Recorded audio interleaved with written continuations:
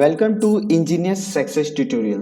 आज के इस वीडियो लेक्चर में हम लोग डेटा स्ट्रक्चर यूजिंग सी के ऑब्जेक्टिव क्वेश्चन को देखेंगे। ये सारे क्वेश्चन फोर्थ सेमेस्टर 2018 में पूछे गए हैं।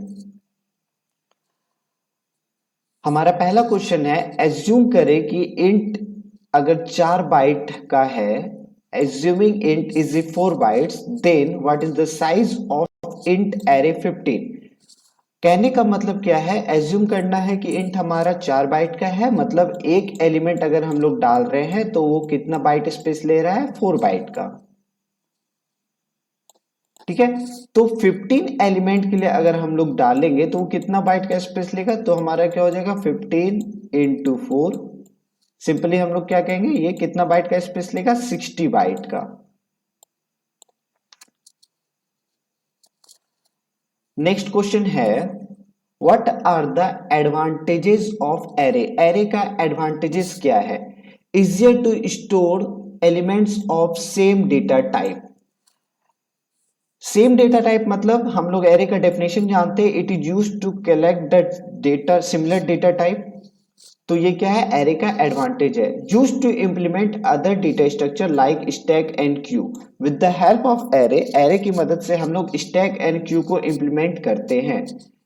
Convenient way to represent matrices and a two dimensional array. With the help of array, array की मदद से हम लोग मैट्रिसेस और टू डायमेंशनल एरे को रिप्रेजेंट करते हैं। तो इसका आंसर क्या हो जाएगा, all of the mention. Next question है, which of the following are the uses of matrices. Matrices का यूज क्या क्या है। In in solving linear equation. Linear equation कहने का मतलब है, कोई इक्वेशन आपका कुछ दिया हुआ है, 2x plus 3y is equal to 7 and 3x minus Y is equal to 4। तो हम लोग इसको एरे के टर्म में कैसे लिखते हैं, हम लोग लीनियर इक्वेशन पढ़े होंगे, तो इसको हम लोग कुछ इस तरह से लिखते हैं, 2 3 3 माइनस 1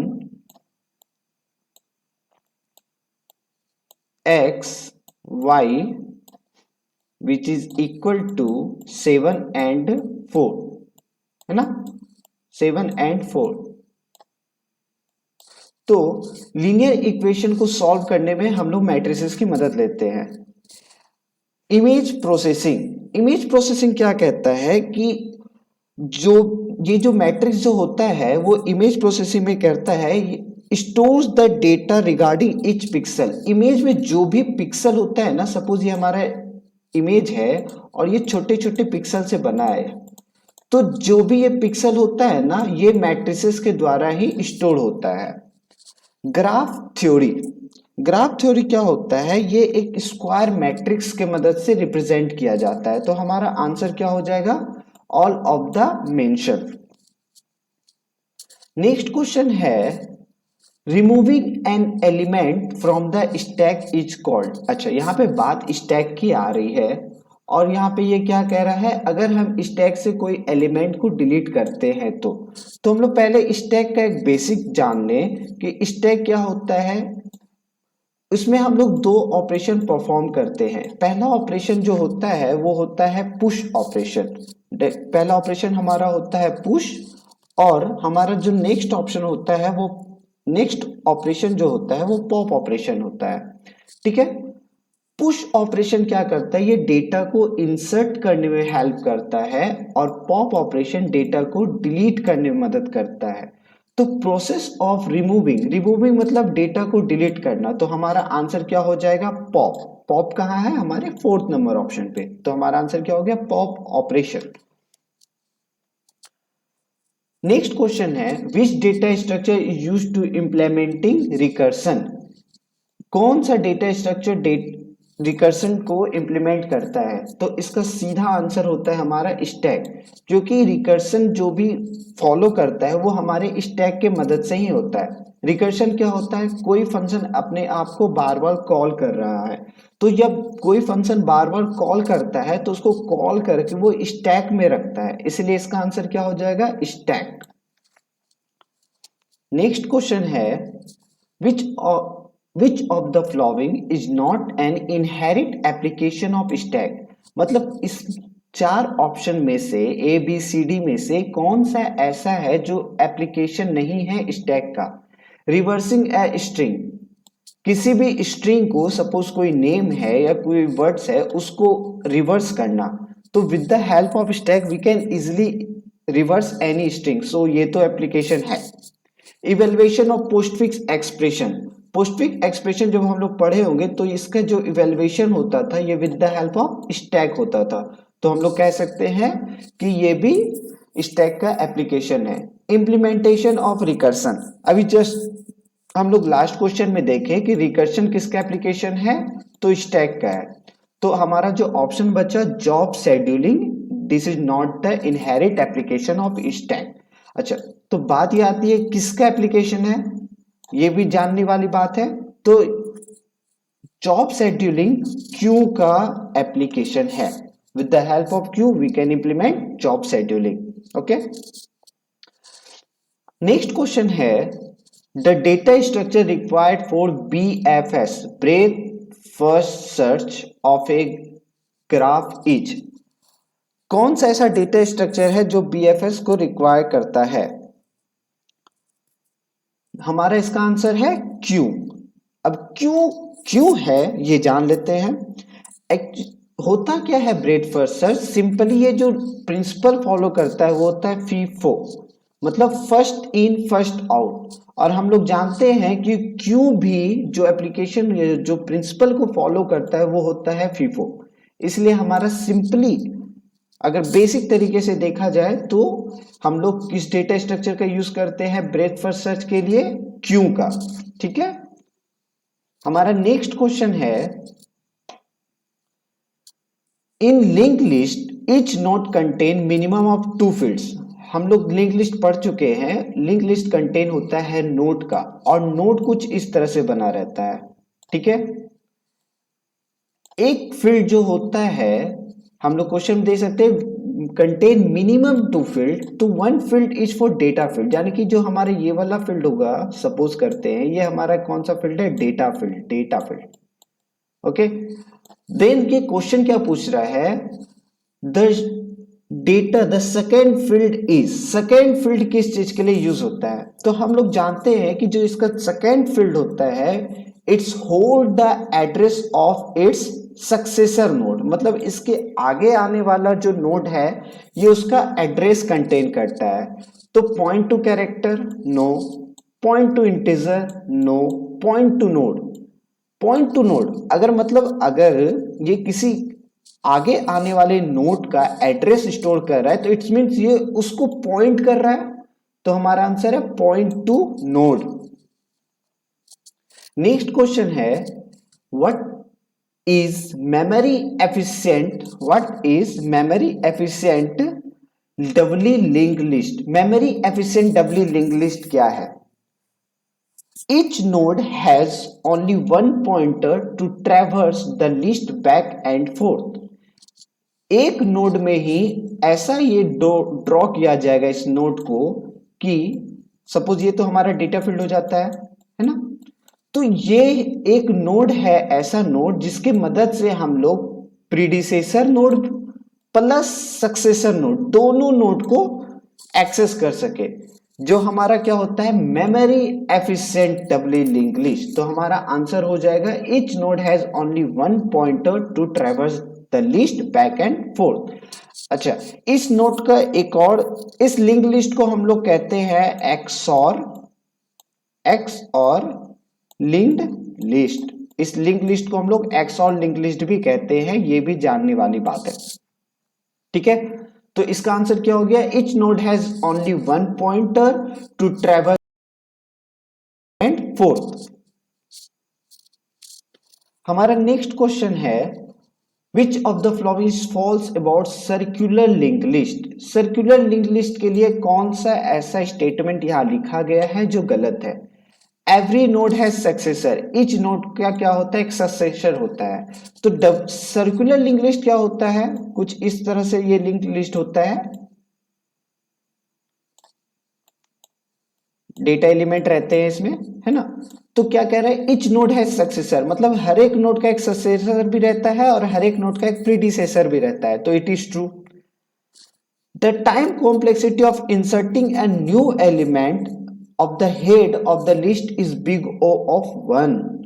ये गलत है, इस पे हम लोग डील करते हैं। हम लोग नेक्स्ट ऑप्शन भी चेक कर लेते हैं। Time complexity of deleting last node is big of n and it will be show the number of element. तो ये ट्रू है। अब ये गलत क्यों है? क्योंकि अगर हम लोग कोई भी डेटा क्यू में इंसर्ट करते हैं, चाहे वो सर्कुलर क्यू हो या सिंगली क्यू हो, तो उसका टाइम कॉम्प्लेक्सिटी होता है बिग O ऑफ n, ना कि बिग O ऑफ 1। तो हमारा आंसर क्या हो जाएगा? The time complexity of inserting a new node of the head of the list is big O of 1। ये गलत है, इसका आंसर क्या है? Big O of n। Okay, हमारा नेक्स्ट क्वेश्चन है what is the complexity of searching for a particular element in A singly linked list. Singly linked list में किसी भी एलिमेंट को सर्च करने के लिए उसका टाइम कॉम्प्लेक्सिटी या कॉम्प्लेक्सिटी क्या होगा? सिंगली लिंक्ड लिस्ट कुछ ऐसा होगा,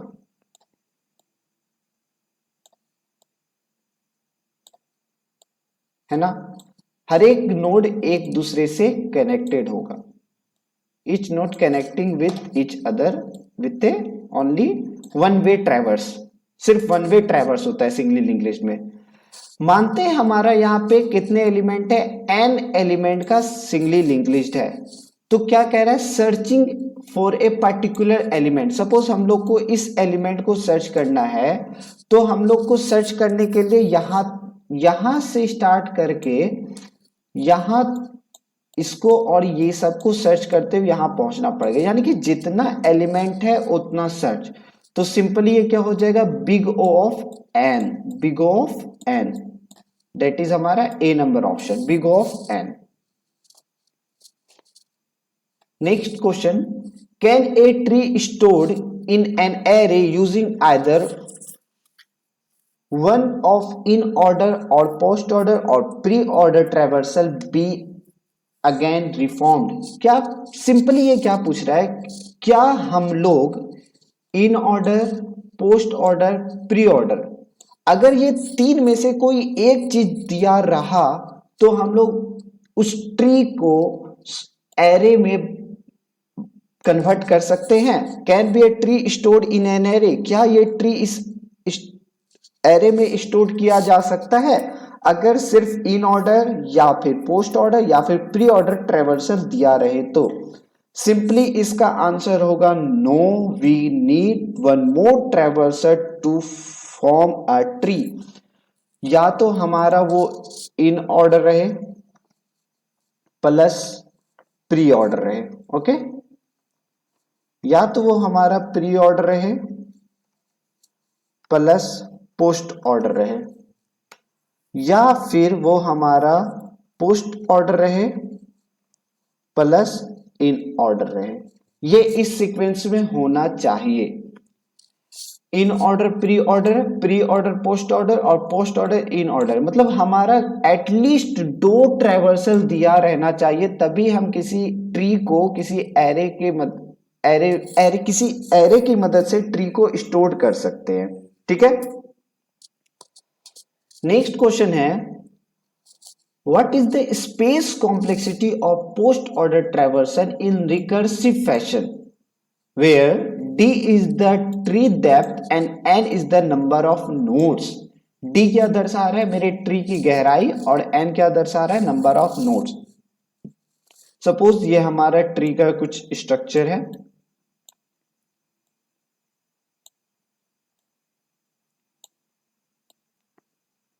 ये हमारा d हो जाएगा और n क्या हो जाएगा? Let's see 1 2 3 4। तो ऑप्शन चेक करते, बिग ऑफ 1 नहीं, ये नहीं होगा, क्योंकि स्पेस कॉम्प्लेक्सिटी क्या बताता है कि ये हमारा जो ग्राफ है, हमारा ये जो ट्री स्ट्रक्चर है, ये कितना स्पेस ले रहा है। तो ये तो सिंगल स्पेस लेगा नहीं। एन लॉग डी, स्पेस कभी भी डेसिमल फॉर्म में नहीं आ सकता है। तो सिंपली हमारा आंसर क्या हो जाएगा? Big of D. मतलब जितना इस ग्राफ ट्री की गहराई होगी, इस ट्री की जितनी गहराई होगी, हमारा स्पेस उतना ही जाएगा। ठीक है, नेक्स्ट क्वेश्चन क्या कहता है, what is the speciality about in order traversal. अगर हम लोग इन ऑर्डर ट्रैवर्सल कहते हैं तो इसकी खासियत क्या है of a binary search tree. अच्छा, इन ऑर्डर ट्रैवर्सल का सबसे बढ़िया खासियत, चलो ऑप्शन देख लेते हैं हम लोग पहले। It traverse in non increasing order, it traverse in an increasing order, it traverse in a random function और none of the mention.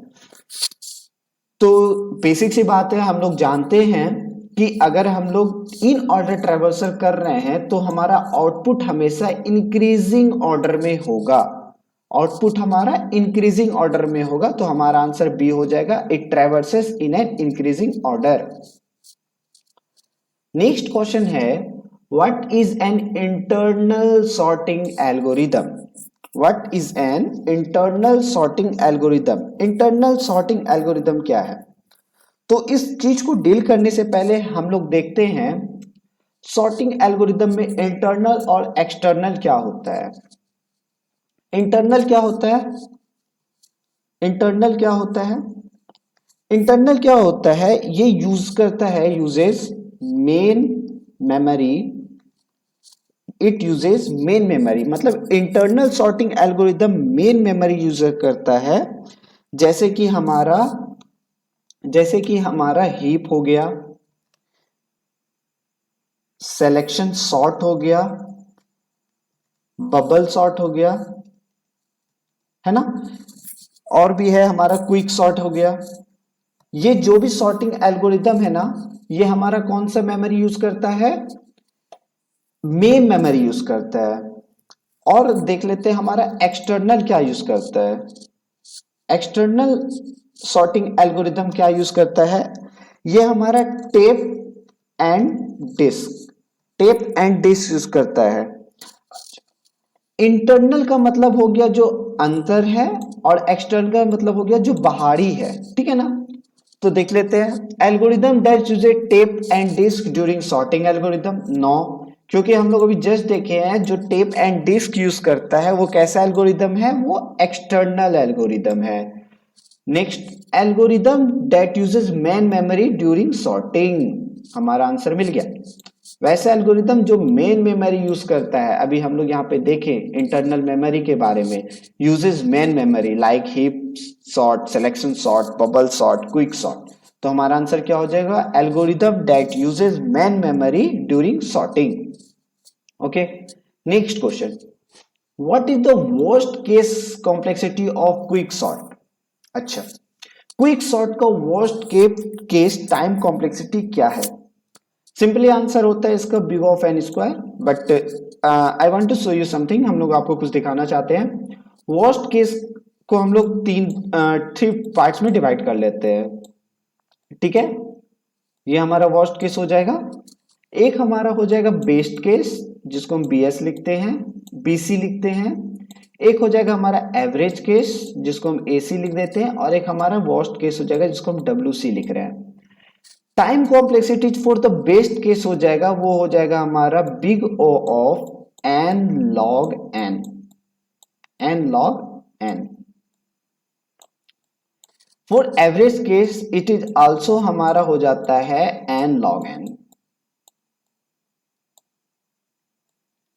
But for the worst case इसका कॉम्प्लेक्सिटी हो जाता है big O of n square, ठीक है।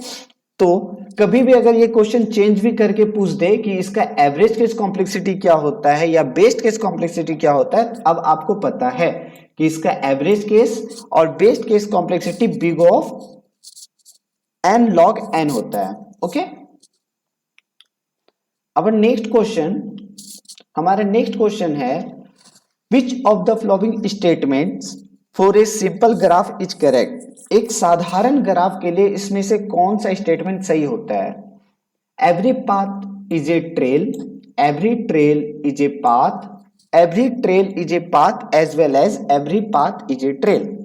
अब path क्या होता है और ट्रेल क्या होता है ना, हमें पता ही नहीं है पाथ क्या है ट्रेल क्या है, तो we can not deal with this question. तो हम लोग उसको जानने की कोशिश करते हैं। ट्रेल क्या होता है, what is trail? Let's see it. Trail, trail क्या होता है?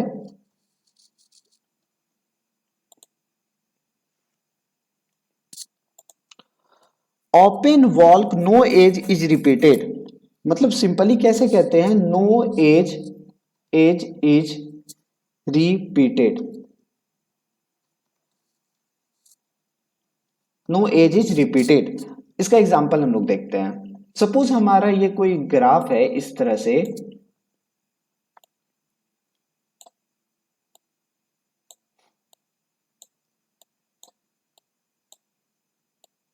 ओके, ये हमारा ए है, ये बी है, ये सी है और ये डी है, ठीक है। अच्छा एक मिनट, इसमें ना हमारा ये और ये लाइन नहीं है, ये और ये लाइन नहीं है, मतलब हम लोग ए से बी जा सकते हैं, बी से सी जा सकते हैं और सी से डी जा सकते हैं, लेकिन हम लोग वापस डी टू ए नहीं जा सकते और वापस इसको रिवर्स ऑर्डर में नहीं ले सकते हैं। मतलब ये इसका पाथ जो है फिक्स्ड है ना? क्या है? नो एज इज रिपीटेड, कोई एज यहां पे रिपीट नहीं होगा। अब हमारा पाथ क्या है? पाथ क्या होता है? इसमें ना तो वर्टाइसेस रिपीट होते हैं ना ही एज रिपीट होते हैं। जैसे कि ये वाला एग्जांपल भी इस चीज को फॉलो करता है, मतलब पाथ को फॉलो करता है। अच्छा, तो ट्रेल का एक और एग्जांपल हम लोग देखते हैं। ये वाला एग्जांपल पाथ को भी फॉलो करता है, तो हम लोग ट्रेल का एग्जांपल एक देखना चाहते हैं। सपोज हमारा ये ग्राफ कुछ इस तरह से है, ठीक है, मतलब हम लोग यहां से यहां जा सकते हैं, यहां से यहां जा सकते हैं और यहां जा सकते हैं, है ना? और इस तरह से इधर से यहां भी जा सकते हैं। मतलब सपोज कीजिए ये 1 है हमारा, ये 2 है, ये 3 है, ये 4 है और ये 5 है।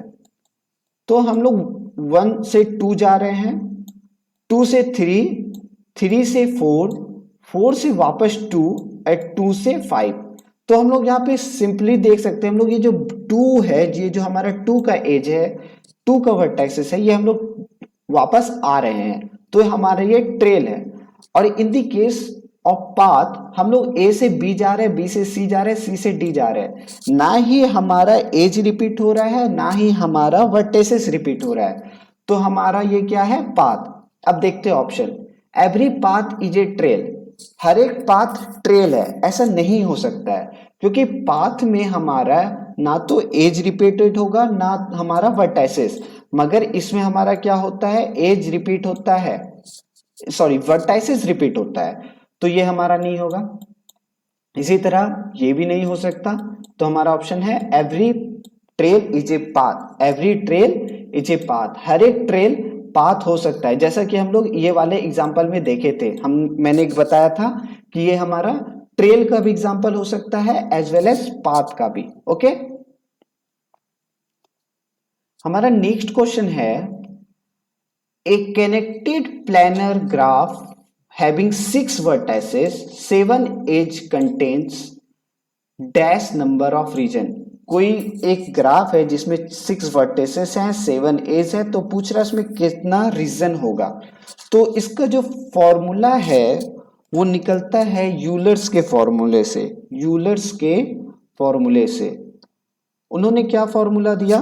उन्होंने दिया n minus q plus r is equal to 2, where n जो है हमारा वो क्या है? n हमारा है वर्टाइसिस, वर्टाइसिस, और q जो हमारा है वो है एज, EDGE, एज, एजेस, और r जो हमारा है वो है हमारा रीजन, रीजन। ओके, नो हम क्या बोले? n minus q plus r, where अब यहां पे देखें n का वैल्यू क्या है? n is equal to 6, edges मतलब q इज इक्वल टू 7। हम लोग को रीजन फाइंड करना है, मतलब r। हम लोग इस वैल्यू, इस फॉर्मूला पे वैल्यू पुट करते हैं, 6 minus 7 plus r is equal to 2। है ना। 6 को 7 से घटाएंगे तो -1 आ जाएगा। r equal to 2 + 1 which is equal to 3। तो हमारा आंसर क्या हो जाएगा 3।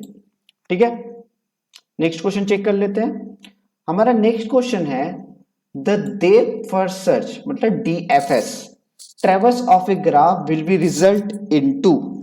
DFS travels of a graph क्या हम लोग को देगा, तो DFS हम लोग को क्या देगा, जब हम लोग डेप्थ फर्स्ट सर्च परफॉर्म करते हैं तो इसका जो आउटपुट आता है वो परफॉर्म एज अ, हम लोग इसको डेप्थ फर्स्ट ट्री भी बोलते हैं। क्या, डेप्थ फर्स्ट ट्री।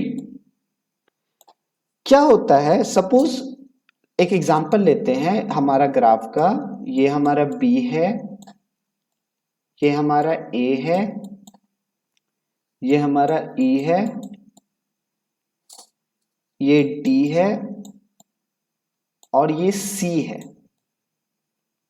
हम लोग A से B जा सकते हैं, ठीक है, A से E पे जा सकते हैं, A से D पे भी जा सकते हैं। मतलब हम लोग A से B जा रहे हैं, A से E जा रहे हैं, A से D जा रहे हैं। फिर हम लोग B से D पे जा सकते हैं। उसके बाद हम लोग C से B पे जा सकते हैं, D पे C से जा सकते हैं और E पे भी जा सकते हैं। ठीक है, और हम लोग E से B पे जा सकते हैं। ठीक है, अगर हम लोग इसका डेप्थ फर्स्ट सर्च निकाले तो वो कुछ इस तरह से बनेगा। हम लोग A से B पे जा सकते हैं, B से E पे, सॉरी B से, हम लोग ऐसे चलते हैं, ये वाला को कैंसिल करते हैं। हम लोग A से E पे जा सकते हैं, ठीक है, E से B पे जा सकते हैं, B से D पे जा सकते हैं और D से C पे जा सकते हैं। ठीक है, तो ये एक ना ट्री का फॉर्म कर देता है, जहां पे क्या होता है, रिवर्स जो होता है ना, रिवर्स बैक ट्रैकिंग जो होता है वो पॉसिबल नहीं होता है। तो इसलिए हमारा इसका आंसर हो जाएगा ट्री। क्या हो जाएगा आंसर इसका, ट्री। हमारा next question, the number of elements of adjacency matrix of a graph having 7 vertices. कोई एडजेसेंसी मैट्रिक्स है तो पूछ रहा है उसमें नंबर ऑफ एलिमेंट्स क्या होगा। सिंपली हम लोग जानते हैं कि n इंटू n एलिमेंट्स वाले मैट्रिक्स को हम लोग एडजेसेंसी मैट्रिक्स कहते हैं। तो नंबर ऑफ वर्टाइसेस कितना है 7, तो 7 इंटू 7 हो जाएगा हमारा, विच इज इक्वल टू 49। हमारा आंसर हो जाएगा 49। ठीक है, सो हमारा आज का 20 क्वेश्चन यहीं पे खत्म होता है। Thanks you so much for watching this video. Please like, subscribe and share. और ये इस क्वेश्चन का लिंक मेरे डिस्क्रिप्शन बॉक्स में दिया गया है और प्लस मेरे साइट का लिंक www.diplomaincs.in, जहां पे आप लोग को नोट्स भी मिल सकता है डिप्लोमा लेवल का। Thanks once again for visiting. Please like, subscribe and share and